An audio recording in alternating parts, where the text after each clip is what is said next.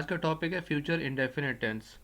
Future indefinite tense में सबसे पहले कॉन्सेप्ट आ जाता है कि ये कॉन्सेप्ट क्या है। इसके बारे में आपने अभी तक यही पढ़ा होगा कि जिस फिक्रे के आखिर में गा गे गी आता है उसको हम फ्यूचर इंडेफिनिट कहते हैं। जैसे मैं स्कूल जाऊंगा, वो क्रिकेट खेलेगा, वो पढ़ेगा, गा गे गी लाइक उसमें आ रहा है। लेकिन कॉन्सेप्ट ये भी है, एक और चीज़ भी इंपॉर्टेंट जो आपने जहन में रखनी है वो है कि it is use for intended action. Intended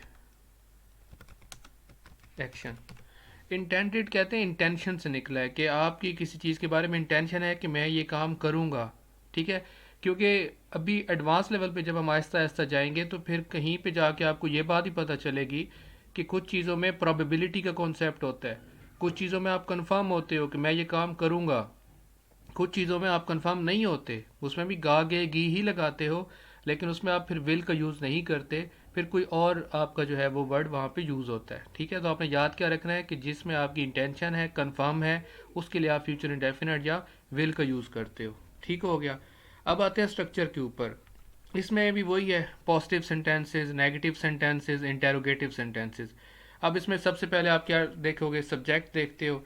subject में आपके पास ही है, शी है, इट, दे, यू।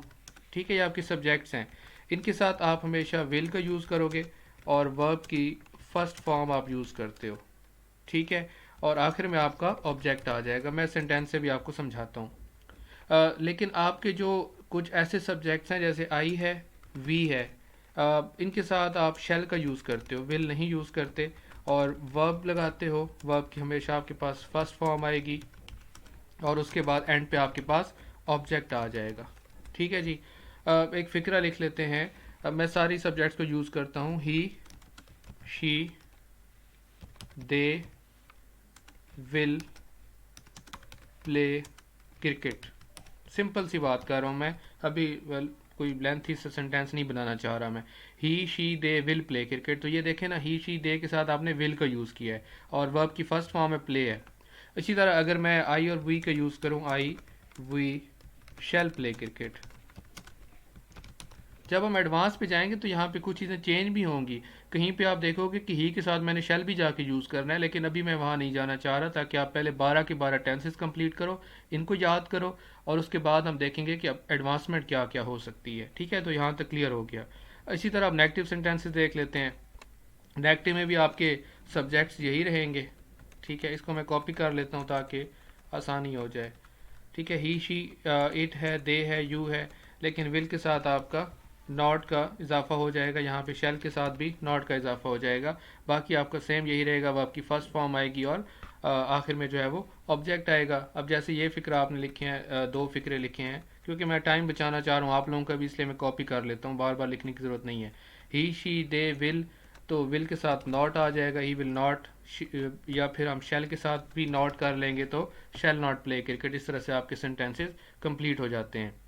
उसके बाद आप नेक्स्ट पे आओ, इंटेरोगेटिव सेंटेंसेस। इंटेरोगेटिव में आप क्या करते हो, आपका जो विल है वो स्टार्ट में आ जाता है।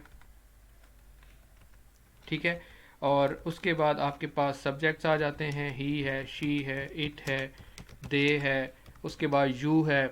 ठीक है, और वर्ब की फर्स्ट फॉर्म रहेगी। इसमें आपकी वर्ब की जो फॉर्म है वो फर्स्ट ही रहेगी, उसने कभी भी चेंज नहीं होना। और उसके बाद आपके पास ऑब्जेक्ट आ जाएगा। इसी तरह ये तो थे ही, शी, इट वाले, और अगर हम उसकी बात करें आई और वही की, तो फिर क्या करेंगे, शेल स्टार्ट में आ जाएगा, उसके बाद आई आ जाएगा या वही, जो भी आप फ़िक्रे के लिहाज से यूज़ करते हो।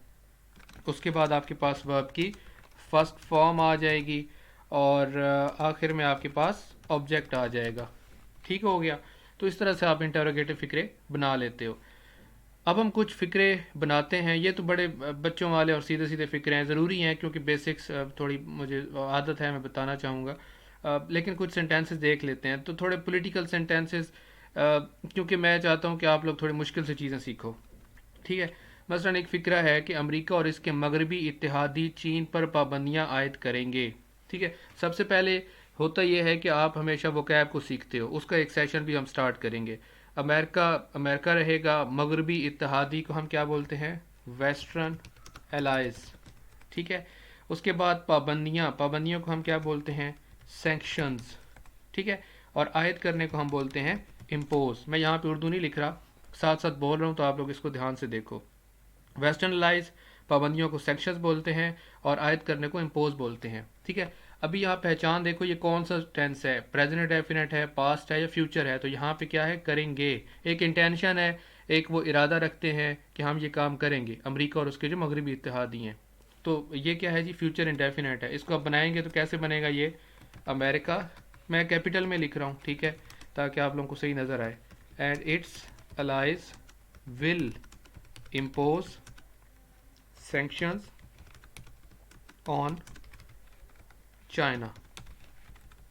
ठीक है जी, तो ये हमारा एक सेंटेंस कंप्लीट हो जाता है। यहाँ पे आगे चलते हैं।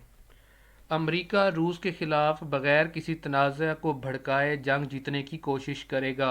मुश्किल से मुश्किल की तरफ जाएंगे इंशाल्लाह आने वाले वक्तों में। ठीक है जी, तो रूस को हम बोलते हैं इंग्लिश में रशिया। ठीक है, तनाज़ा को हम बोलते हैं कॉन्फ्लिक्ट, कॉन्फ्लिक्ट। ठीक है, भड़काने को बोलते हैं प्रोवोक करना, प्रोवोक करना। प्रोवोक जैसे आप किसी को करते हो ना, तंग करते हो कि ये, मैं किसी को टीज करते हो, किसी को कहते हो कि जी मेरे खिलाफ कोई एक्शन ले। ठीक है, तो भड़काना, प्रोवोक करना। जंग जीतना, जंग को वॉर कहते हैं, जीतने को विन कहते हैं, कोशिश को ट्राई कहते हैं, इसमें कोई मुश्किल नहीं है। ठीक है, तो अब इसका फिक्रा बनाते हैं। America will try to win a war against Russia without provoking, provoking any conflict. ठीक हो गया, तो ये भी हमारा फ्यूचर इंडेफिनेट का फिक्रा था, क्योंकि आपने उर्दू में इसकी पहचान देखी। एक तो सिंपल है, गा गेगी जो आपको नज़र आ रहा है, दूसरा इसमें कुछ आपको इंटेंटेड एक्शन भी मिल रहा है कि जी ऐसा होगा, इंटेंशन रखता है अमेरिका कि वो इस तरह से करेगा। नेक्स्ट पे आ जाते हैं। चीन ईरान और सऊदी अरब के दरमियान मसाइल के हल की कोशिश करेगा। ठीक है, ईरान है, सऊदी अरब है, दरमियान बिटवीन बोलेंगे क्योंकि दो कंट्रीज़ हैं, तो दो के लिए बिटवीन यूज़ करते हैं। मसाइल के लिए हम क्या इंग्लिश बोलते हैं, प्रॉब्लम्स भी बोलते हैं, प्रॉब्लम्स भी बोलते हैं, इश्यूज़ भी बोलते हैं। ठीक है, तो तनाज़े अगर हो तो कॉन्फ्लिक्ट में चले जाएंगे हम। ठीक है, और हल करने को हम सॉल्व भी कहते हैं, और एक और वर्ड होता है जिसको हम रिजॉल्व भी बोलते हैं कि रिजॉल्व कर लेगा, कोशिश को ट्राई बोलते हैं। तो इस तरह हम इसका एक फ़िक्रा बनाते हैं। ठीक है, चाइना